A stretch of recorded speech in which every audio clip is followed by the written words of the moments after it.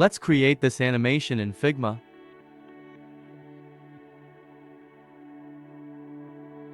First நமக்கு தேவையான ஷேப்பை ட்ரா பண்ணிக்கலாம்.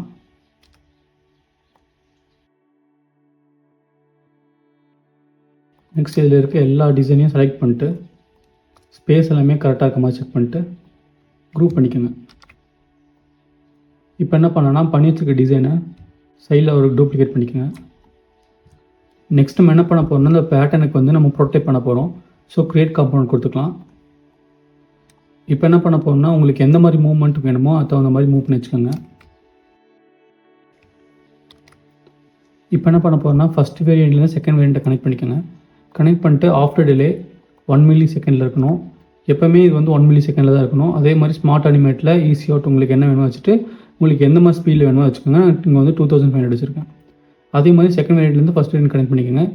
After delay 1 milli second. இப்போ என்ன பண்ண போகிறோம்னா இங்கே வந்து நம்ம ஒரு இமேஜ் ஆட் பண்ண போகிறோம். அதுதான் வந்து பேக்ரவுண்ட் இமேஜாக இருக்கும். இது மூவ் பண்ணும்போது அந்த இமேஜ் வந்து அதில் வர மாதிரி இருக்கும். ஸோ உங்களுக்கு எந்த இமேஜ் வேணுமோ அந்த இமேஜ் ஆட் பண்ணிக்கோங்க. முடிஞ்ச வரைக்கும் அந்த இமேஜ் வந்து கொஞ்சம் பெருசாக வச்சுக்கோங்க. அதுமாதிரி ஃப்ரேம்குள்ளே இருக்க மாதிரி பார்த்துக்கோங்க. இப்போ என்ன பண்ண போகிறோம்னா இமேஜ் வந்து மேலே இருக்கணும், பின்னாடி தான் வந்து இந்த பேட்டர்ன் இருக்கணும். ஸோ இதை வந்து நம்ம ஃப்ரண்ட்டுக்கு கொண்டு வந்துக்கலாம்.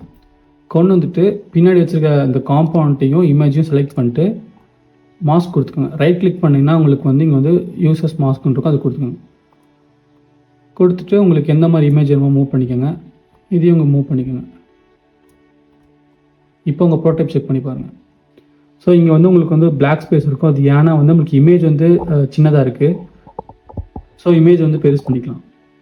நீங்கள் ஜஸ்ட் மாஸ்கில் போய் இந்த இமேஜை கிளிக் பண்ணிட்டு ஸ்கேலை கொஞ்சம் உங்கள் இமேஜுக்கு நல்லா பெருசு பண்ணிக்கோங்க. இப்போ உங்கள் ப்ரோடைப் செக் பண்ணி பாருங்கள்.